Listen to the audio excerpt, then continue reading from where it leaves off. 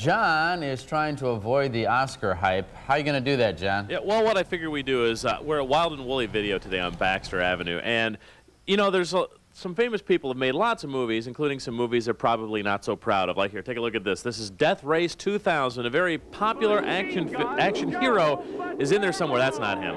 But coming up, we're going to be talking about, we're going to reveal who the guy is, plus a bunch of other movies, including an Oscar winner in The Toxic Avenger. The Toxic Avenger? Yeah, The Toxic Avenger has an Oscar winner in it. Wow. Barely, just like this fast. In their early years. That fast. Before they were stars. You bet. Starring John. Thank you. And some other stars. Good deal. Very much. Well, John's over at Wild and Woolly Video this morning. Yes, he's getting ready for the Oscars, right? Or not the Oscars. Yeah, not the Oscars. That'd be a good way to look at it. As we said, today what we're going to do at Wild and Woolly Video with Todd, the owner, is we're going to be looking at some famous people in some movies that they would probably just as soon like to forget. So let's just get right to the first one. See if you can spot the famous person. The name of the movie is Death Race 2000. Take a look. An engine like that, it's got to be the roughest, tough guy of them all, Machine Gun Joe Viterbo. Here he comes, Machine Gun Joe, loved by thousands, hated by millions. I made it! I'm sick of this race and I'm sick of you! There you go. You probably got it there at the end. That was, of course, Todd? Sly Stallone. Sly Stallone, and billed like way down. The big star of that movie is who? David Carradine. Yeah, Mr. Kung Fu is the big star of this movie. He's Frankenstein is his character in the movie, the supreme car death dealer. And the plot of the movie is it's kind of an auto race, but they're out. You get points by hitting people. Yep. Yeah, it's a cross-country auto race to see who can run over the most people. It's a classic movie, and I believe they're actually working on a Death Race 3000, aren't they? Have you heard anything about this? No. I've heard they actually are. They're working on a high-budget version, because if you can see, those are basically Volkswagens with papier-mâché on them. Okay, coming up in our next one, well, here, just take a look. We're going to roll. This is from, what's the name of this movie? It's The Burning? Yep, it's kids go to summer camp and get killed movie. Well, here, let's take a look. We'll talk over these pictures because there's a lot of kids. Maybe I'll talk you through it, see if you can spot the famous guy in it. Of course, let's see. There's it's actually one person we're not going to see. Holly Hunter is actually in this movie somewhere, right? Yeah, I looked it up and it said it was her first screen. Oh, do you see anybody famous right there? Oh, somebody in maybe, I don't know. Of course, no, that's Ratner from Fast Times at Ridgemont High, but that's not who we're looking for. Look familiar to anybody? One of those two guys? That's who? Jason Alexander from Seinfeld. Pretty easy to spot. We were talking about this yesterday, and if you go to watch Seinfeld episodes where they do the flashbacks where they put hair on him, even though this movie was probably, what, 1980 or so? Yeah, it's been around for a while. Other than the hair, he looks exactly the same. It's kind of scary. He's aged well, I'd say. And of course, I assume, is that the big selling point of that movie that Jason Alexander's in it? How is it actually as a movie? It's the main selling point is the fact that it's really gory. That's why most people want to rent it. So people should be ready for that if they want to see Jason Alexander. They also know there's a fair amount of blood. We're going to be doing this again throughout the show, guys. Come on back. More Before They Were Stars. You know, even back then, Sylvester Stallone still had the same delivery. I hate him! It's a simple guy. Yeah, he was working on it even back then. All right, thank you, John. Thanks. And John has an alternative if you want to avoid this year's Academy Awards. Yep, we're going to play another round of Spot the Star here at Wild and Woolly Video. Here, take a look at this. You're going to be able to see Mae West. Sure, she's easy to spot, but see if you can spot a famous TV detective in there somewhere. Come on back and we'll tell you who it is just ahead on Fox in the Morning. John has the alternative this morning from Wild and Woolly Video. Bring it on. Yeah, Wild and Woolly Video, of course, famous around town for having every video you won't find anyplace else. Let me look at all these back here. We've got one movie with lots of stars in it. We're going to talk about Myra Breckinridge. Todd, real quickly, tell people the plot. Can you boil it down to 10 words or less? Well, it was based on a supposedly unfilmable Gore Vidal novel that most people say is still unfilmable, but Rex Reed gets a sex change and becomes Raquel Welch. Yeah, like that would happen in the real world. Well, here, let's show them the first clip. See if you can spot a future star in this little bit of videotape. You know, Marianne, that if you worked very hard, it's possible that you might achieve a voice something like that of the late Laverne. Oh, thank you, Myra. But I'm just studying at the academy to be with Rusty. I just want to get married and settle down. To fulfill yourself as a woman, no doubt. Okay, I think that one was pretty easy, don't you think? Yeah, yeah. And it was? Farrah Fawcett. Farrah Fawcett, before she became Farrah Fawcett Majors. Before she really became Farrah, as we know her, right? Yeah, yeah. There's, that was one of her very first movies. Mm-hmm. And coming up, we've got another little clip. This one, we're looking for a guy in this one. Of course, Mae West is in this clip. This is one of the last movies Mae West made. And right there, that would probably be enough of a reason to maybe go see Myra Breckenridge. But take a look, see if you can spot somebody. He shaved. I'll give you a hint. There's your hint. Take a look.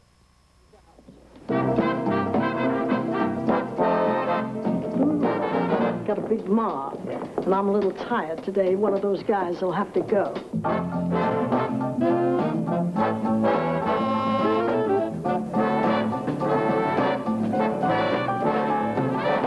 Well, there are 4 or 5 with brown suits. Oh, the brass buttons, yes, I see. She'll see you. Yes, you.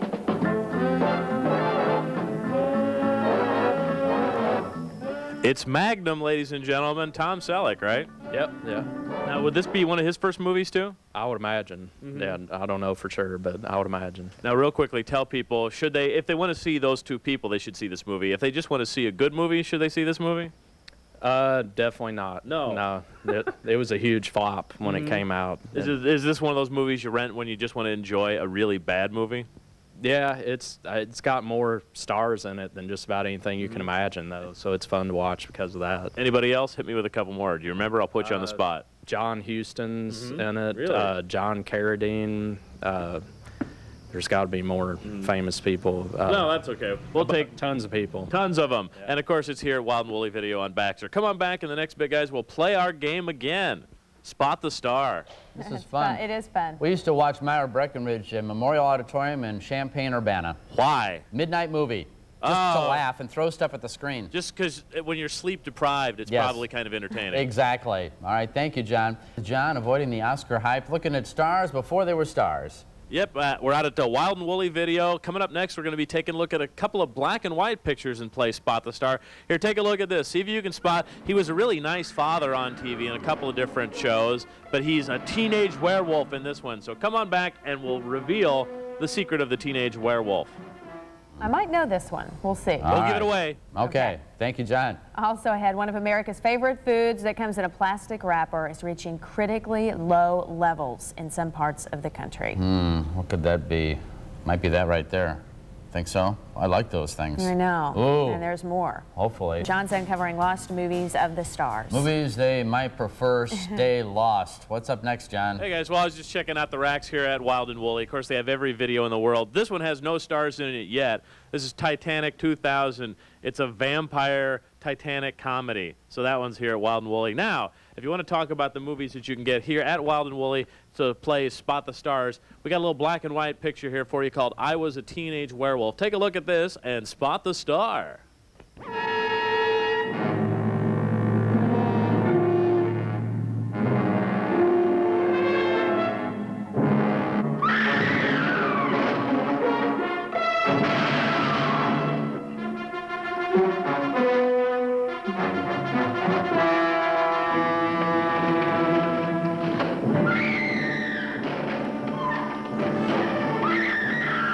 Well, you can't really hide those big ears. That's usually a big help. Of course, the hair, a man famous for his hair. Who was that, Todd? Michael Landon. Michael Landon, very early in his career. Yeah, it's a shame that he had to do his best work so early on. But Now, have you seen that movie all the way through? Be honest with folks. You got a lot of movies here, so I'm sure you haven't seen them all the way through. Yeah, I've seen it all the way through. Is it a keeper? Should you watch it? It's real entertaining. There That's you all I go. can say. Entertaining. There you go. We've got another black and white film. This one, there's a little science fiction twist to this one. This one's called, let me get it right, it's Kid Monk Baroni, right? Yeah, yeah. And it's about a boxer. Now, there's going to be 3 people in this little scene we're going to show you. One of them went on to bigger and better things. Take a peek. What you looking at? Nothing. What's that for? For nothing. Next time you want to look at me, line forms to the right. 2 bits admission. Oh, Monk, what do you want us to do? Walk around you with blinkers on? I don't want guys looking at me. Special. Like it was the first time they seen me. You see this?